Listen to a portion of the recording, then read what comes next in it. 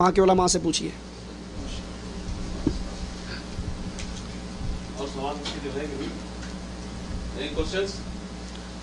نہیں ہے تو ختم کیجیے۔ سبحانک اللہم وبحمدک، اشہد ان لا الہ الا انت، استغفرک۔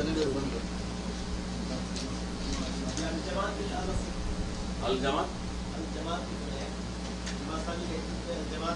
قائم کرنے کی ہم نے جماعت قائم کی ہے، اسی کے لیے راستہ نہیں، تھوڑا زور سے بولیے، اٹھیے آپ، اٹھ کے زور سے الجماعت قائم کرنے کے لیے کیا ہے؟ الجماعت قیام کی جماعت اسلامی نکالی گئی، اس کا راستہ ہے، اس کے ذریعے ہم الجماعت ہی قائم کرنا چاہتے ہیں۔ الجماعت قائم کرنے کے لیے جماعت اسلامی قائم کی حکومت کے قیام کے لیے الجماعت سے مراد تو وہی ہے نا کہ اسلامی حکومت ہو، تو اسلامی حکومت کا قیام ہمیشہ توحید کی بنیاد پر ہوتا ہے، اہل شرک سے برات کی بنیاد پر ہوتا ہے، اور جب تک کسی جماعت کے منشور میں اہل شرک سے برات موجود نہ ہو وہ اسلام کی حکومت قائم کرنے کا دعویٰ نہیں کر سکتی، نہ ہی وہ اسلام کو غالب کر سکتی ہے، کیونکہ اس نے اسلام کی بنیادی چیز توحید کو گرا کر شیعوں کو بھی ساتھ ملا لیا ہے، بریلویوں کو بھی ساتھ ملا لیا ہے، درباروں پہ چادریں چڑھانی بھی شروع کر دی ہے، اپنے منصورے کے اندر 12 ربیع الاول کی میلاد منانی بھی شروع کر دی ہے، تو وہ جمہوریت کے اس چکر میں پڑھ کے اسلام کے بنیادی عقائد سے ہی دور ہو چکی ہے، تو وہ اسلام کا نفاذ کیا کرے گی؟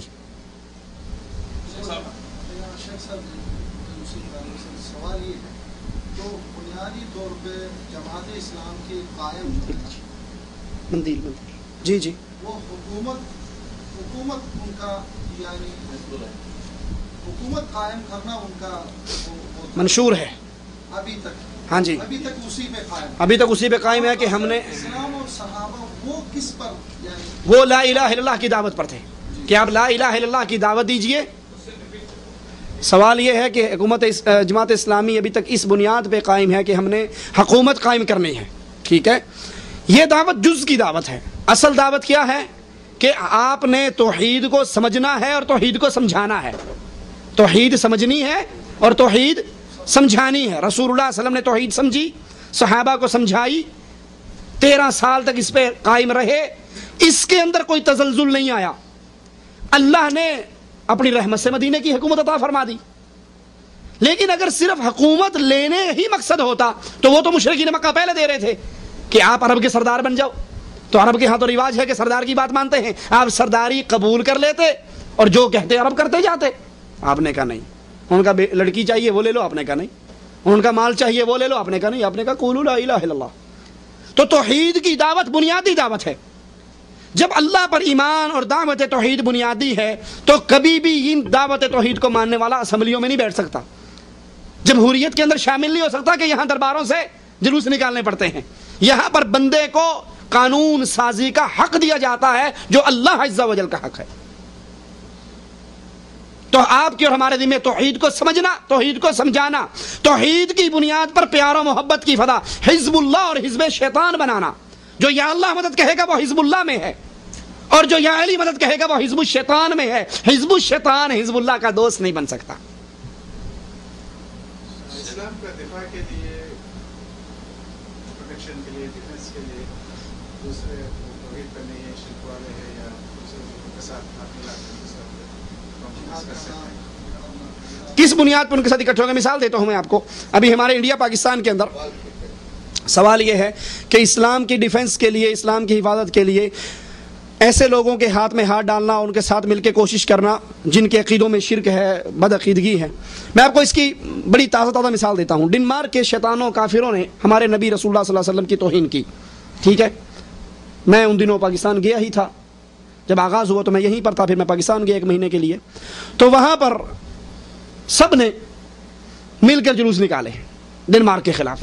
جماعت اسلامی بھی اس میں آگے ہے، دیوبندی بھی ہیں، بریلوی بھی ہیں، شیعہ بھی ہیں، شرابی کبابی سارے ہی ہیں، بغیر کسی تقسیم کے، ٹھیک ہے، وہاں پر جلوس نکلے۔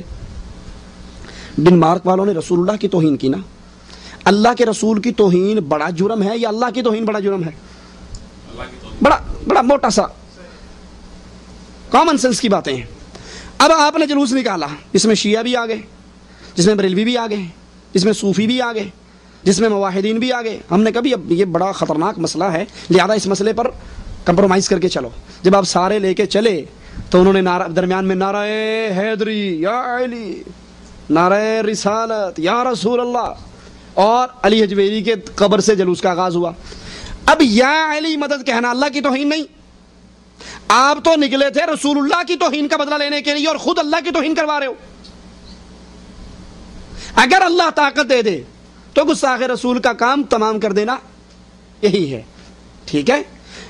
इस ऐसे इशू, वो किसी मजलूम की मदद हो, वो किसी मजलूम की मदद हो, या वो किसी काफिर के खिलाफ जुलूस हो, या वो इलेक्शन हो, या कुर्बानी की खालें और चंदा लेना हो, किसी भी टॉपिक पर अल्लाह के दुश्मन के साथ इकट्ठे होकर ऐसे माहौल में जहां अल्लाह के दुश्मन को इजाजत है कि वो नारे लगाए, वो शिरकिया अल्फाज कहे, वो शिरकिया नाते पड़े, और आपको चूंकि ये मसलहत है खामोश हो जाओ। अबू बकर सिद्दीक मदीने की गली से गुजर रहे यहूदियों के मोहल्ले से, और एक यहूदी ने कहा अल्लाह फ़कीर है और हम गनी हैं। मसलहत तो ये थी ना, अकेले थे, चुप कर जाते, रख के थप्पड़ मारा उसके मुंह पर। उसने शिकायत की, आपने कहा क्यों मारा? कहा इसने तौहीन की अल्लाह की। वो मुनकर हो गया। जब वो मुनकर हुआ, आपने कहा गवाह पेश कर। गवाह था कोई नहीं, अकेले थे और सारे तो यहूदी थे। मवाहिद अल्लाह की तौहीद पे गैरत खाए तो उसकी सफाई फिर अल्लाह अपने अर्श से दिया करता है। तो हम किसी भी मसले पर इकट्ठे हो जाएं, वो इलेक्शन पे, वो 12 रबीउल अव्वल पे, वो मजलूम की मदद पे, जब अहले शिर्क को अपने साथ मिलाओगे, शिर्क वाले अपने शिरकी अफ़आल करेंगे तो आप उससे बड़ा जुर्म कर रहे हो। सब कोई जमात बनी है अल जमात के नाम से, और वो सुन्नतों का रद्द कर दिए, भरपूर रद्द कर दिए, मतलब इनडायरेक्ट रद्द कर दिए, तो क्या उस जमात में मिलकर काम कर सकते हैं? जिस जमात का मंशूर कुरान और हदीस के खिलाफ है, ठीक है, उसके साथ नहीं मिला जा सकता। रसूलुल्लाह सल्लल्लाहु अलैहि वसल्लम की सुन्नत दीन है, और जो इसका रद्द करे, नबी की हदीसों को अफसाने और कहानियाँ कहे, उससे बरात करना हम पर वाजिब है। जी फरमाएं।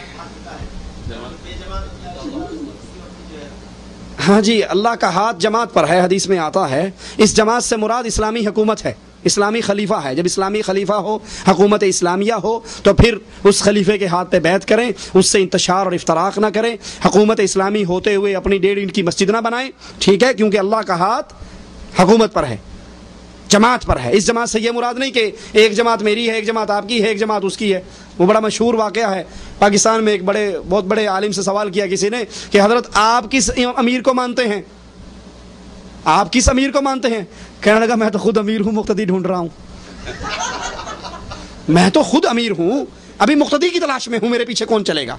जब ये हालत हो कि ईंट उठाओ तो नीचे से जमात निकल आए, तो ये जमात नहीं होती। बल्कि वो अमीर के बारे में जो हदीस में आता है कि अमीर की बैत, नबी की बैत, खलीफा, वो क्या होता है? उसकी बैत हम उसके हाथ पर बैत करते हैं, उसके बदले में वो हमारे माल, जान, इज्जत का दिफा करता है। और जो अमीर उसको खुद पुलिस गिरफ्तार करके ले जाए, वो किसी का दिफा करेगा? इससे 1.5 इंच की इमारतें जो हमारे इंडिया पाकिस्तान में चल रही है, ये फलां जमात का अमीर है, ये फलां जमात का अमीर है, ये सब ढकोसले हैं, खाने पीने के धंधे हैं, कोई अमीर नहीं। अमीर वही है जो इस्लामी हुकूमत में इस्लामी खलीफा है। जी वही हाल है, वहाँ से निकले। वहाँ डॉक्टर इसरार साहब के बारे में सवाल हुआ है, तो वो तसव्वुफ के कायल हैं, वो तसव्वुफ के कायल हैं, और तसव्वुफ इस्लाम की जड़ों को खोखला करता है।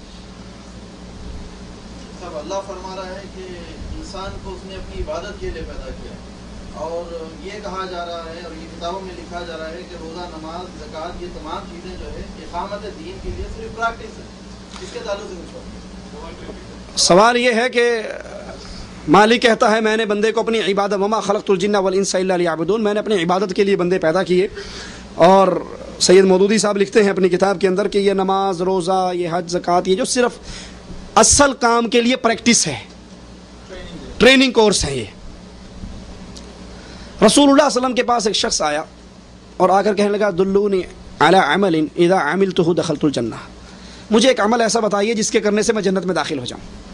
तो रसूलुल्लाह सल्लल्लाहु अलैहि वसल्लम ने फरमाया कि तू ला इलाहा इल्लल्लाह मुहम्मद रसूलुल्लाह की गवाही दे, नंबर 1, फिर नमाज कायम कर, फिर ज़कात दे, फिर रोज़े रख, फिर हज कर, अल्लाह तौफीक दे। वो कहने लगा बस? कहा बस। कहा अल्लाह की कसम, सुनिए ये प्रैक्टिस है, ये रिफ्रेशर कोर्स है, ये ट्रेनिंग है। अल्लाह की कसम जिसने आपको रसूल बना के भेजा, 1 इंच ना इजाफा करूंगा ना कमी करूंगा। دو روایتیں ہیں. ایک روایت میں فرمایا